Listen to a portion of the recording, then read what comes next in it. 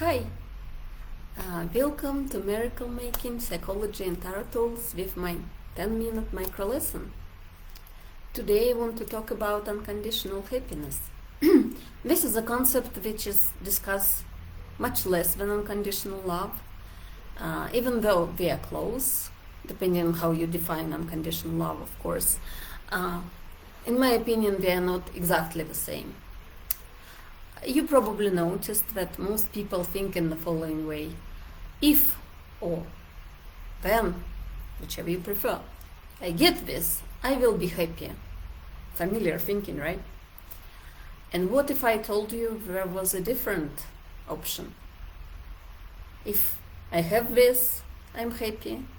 And if I don't have it, I'm still happy because my happiness doesn't depend on any internal circumstances. Some people might argue that this way of thinking makes people unmotivated. I strongly disagree with that. Well, let's get to know each other. Write your name and comments below. Say hello as you join. Even on the replay, say hello. Where are you in the world? So, our today's topic: unconditional happiness, a destination and a journey. So, for those who haven't met me yet, my name is Tatiana Morris and I'm a conscious relationships expert. I combine the knowledge that I have from being a tarot reader, a mental health counselor and a cosmo-energy healer to help people understand themselves and others on a deep emotional level. I spent last 15 years of my life accumulating knowledge in an attempt to understand myself and others, and I want to share it with you. Today my clients are women and men who want to deeply understand themselves and others, be in touch with the voice of their soul, and have a life that makes them happy and fulfilled. Well, I consider unconditional happiness to be my signature topic, because it's the ultimate goal of my work with clients, and I love accompany them in their journey towards the unconditional happiness, because I do believe that's what we all need.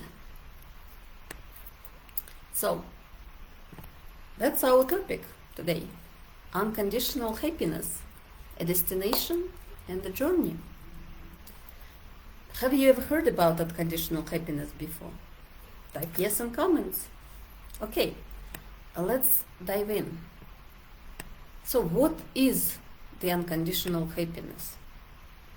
Unconditional happiness, same as unconditional love, is an internal state of mind, heart and soul where you know, not just think, you know with your whole self that your happiness is inside of you, and the whole idea that it depends on internal circumstances is just an illusion. Do you want to know more about that? Tell me yes below. Tell me yes below if you ever heard about that before. Do you know anyone who could benefit from those tips? Write their name below.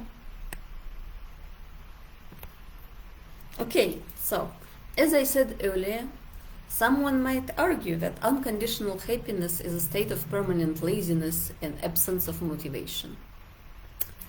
That's not how it works. That would be another illusion created by linear logic that totally doesn't apply here. Because, emotional and spiritual things have their own emotional or psychological, if you like, logic, which operates on totally different principles than logical or mathematical logic.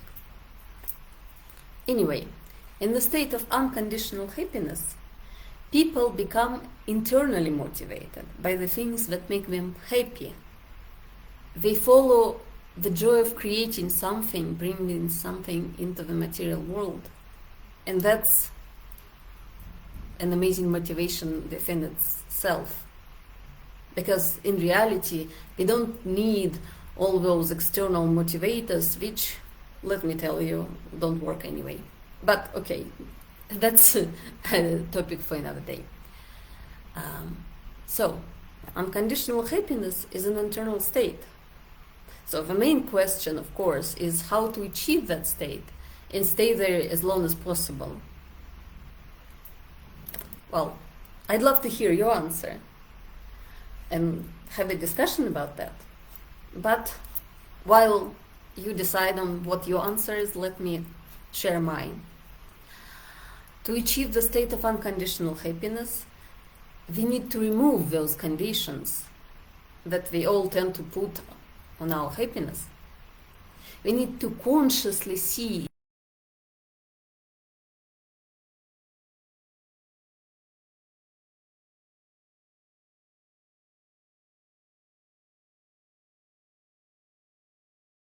keep us safe, help us survive if you want, at any cost possible. And of course, the mind is doing it based on the knowledge and understanding of the world and what is safe and what is dangerous it has. Guess what? Anything new, unknown, untested, it's dangerous because there is no or not enough information about its safety. So what happens next in the mind? The mind starts to come up with everything that may go wrong. I'm sure you experienced that because I can't imagine that anyone who never did, really. That's just such a human thing. And the list of those things that can go wrong, it can be totally unlimited because there is always some lack of information or control or both. So if we listen to that fear and don't go there, it's dangerous, well, we find ourselves limited. And if we keep doing it long enough, we find ourselves surrounded by all those dangerous territories. And unless we go and explore them despite the danger, we are caged, and our freedom is being limited by that fear. Well, safety and freedom are on the opposite ends of the same spectrum.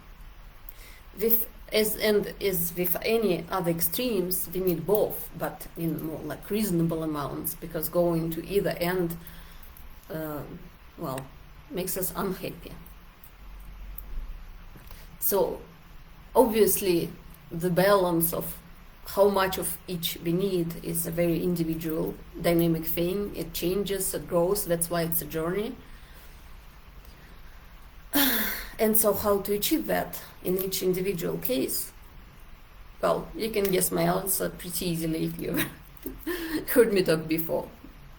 Just by being aware of your own underlying motives and by making decisions consciously, taking into account where you need more freedom and where you need more safety, and where this balance needs to be for you at this particular moment, because it's a dynamic thing.